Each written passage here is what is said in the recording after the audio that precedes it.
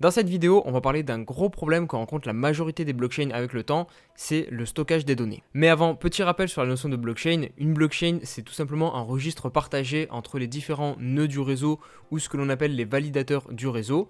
Et ces validateurs se mettent d'accord entre eux sur une même version du registre pour s'assurer que les données soient bonnes. Le problème, c'est que plus le temps passe, plus le registre va accumuler des informations et des données, et cela va demander de plus en plus d'énergie au validateur qui va devoir garder en mémoire toutes les données du registre depuis sa création. C'est Joris pour Coin Academy et aujourd'hui je te présente le protocole Kive Network qui veut être une solution à ce problème en proposant un archivage et une validation des données de manière décentralisée.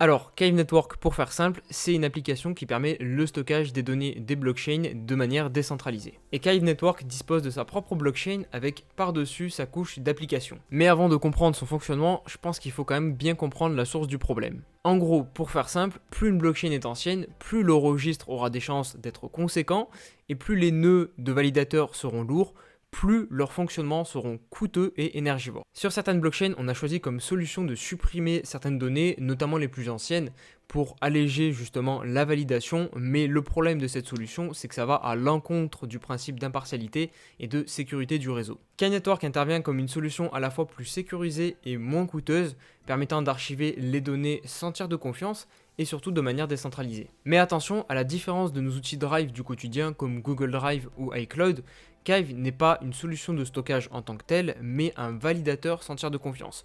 Pour mieux comprendre, je vous propose d'illustrer tout ça avec un exemple. Donc dans notre exemple, on va prendre le cas de la blockchain Avalanche qui voudrait stocker des données pour justement alléger les nœuds des validateurs. Eh bien l'application Kive va en fait agir de pont entre la blockchain Avalanche et la blockchain Airwave ou Filecoin, qui ces deux dernières blockchains sont en fait, elles pour le coup, vraiment des clouds décentralisés. Et du coup, lorsqu'un validateur d'Avalanche voudra avoir accès à l'entièreté du registre ou à une partie des données stockées donc sur ces clouds décentralisés, il pourra prendre les datas qui ont été uploadées via Kive et les utiliser en étant certain que celles-ci sont valides vu qu'elles ont été validées de manière décentralisée par les validateurs du protocole en amont. Pour résumer, Kive s'occupe donc de fournir la preuve de données sur le principe de validateur sans que le validateur d'Avalanche n'ait lui-même à vérifier l'ensemble des données.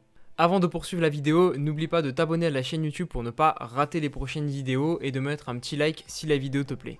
Un autre cas d'usage important que peut avoir Kive, c'est le fait de servir d'oracle.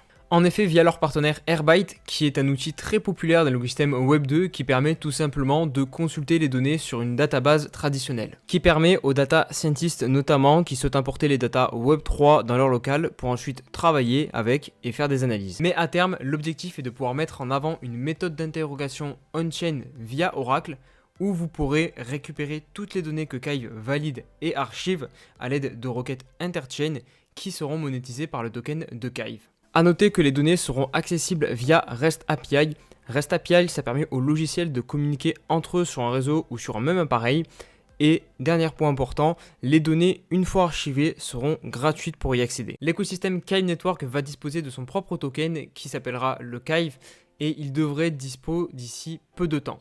Et ce qui va être intéressant avec ce token, c'est qu'il va être vraiment très utile dans l'écosystème puisque vous allez avoir plusieurs utilités, notamment le fait de pouvoir les déléguer, donc pour sécuriser la blockchain. Et là, derrière, vous allez pouvoir toucher des récompenses lorsque vous déléguez à un validateur du réseau vos Kive. Par contre, en revanche, si jamais le validateur fait n'importe quoi, valide mal les données, il y a un système de slashing et là, vous perdrez une partie de vos Kive. Si vous souhaitez archiver des données via Kive, les parties intéressées par ces datas devront aussi financer la pool via du Kive afin d'inciter les validateurs à continuer d'uploader et valider des données. Et enfin, on aura une DAO, donc un système de gouvernance qui sera bien évidemment mis en place sur l'écosystème. Et encore une fois, avec l'aide du Kive, vous pourrez participer à cette gouvernance en votant et aussi proposant des améliorations. Au niveau de la roadmap, le projet a lancé son mainnet, donc réseau principal, le 14 mars dernier.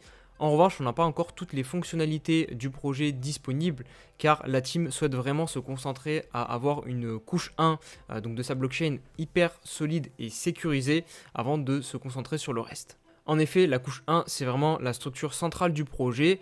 Ensuite, il y a la couche du protocole.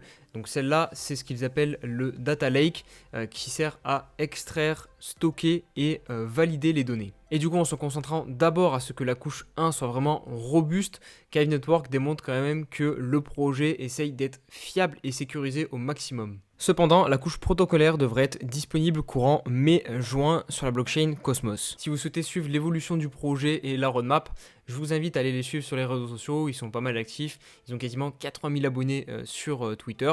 Et sinon, vous pouvez bien évidemment aussi consulter régulièrement le site de Coin Academy où on vous postera des articles pour suivre l'évolution du projet. Au niveau des investisseurs et partenaires du projet, Kive Network se démarque pas mal des autres projets crypto parce que déjà, il a énormément des gros noms de l'écosystème crypto qui sont investisseurs dans le projet. On retrouve Coinbase Ventures, on retrouve toutes les plus grosses fondations des plus grosses blockchains, donc l'Interchain Foundation, Solana Foundation, la NEAR Foundation, Avalanche Foundation, donc vraiment les plus grosses blockchains qui soutiennent financièrement le projet, mais ces blockchains sont aussi utilisatrices du projet.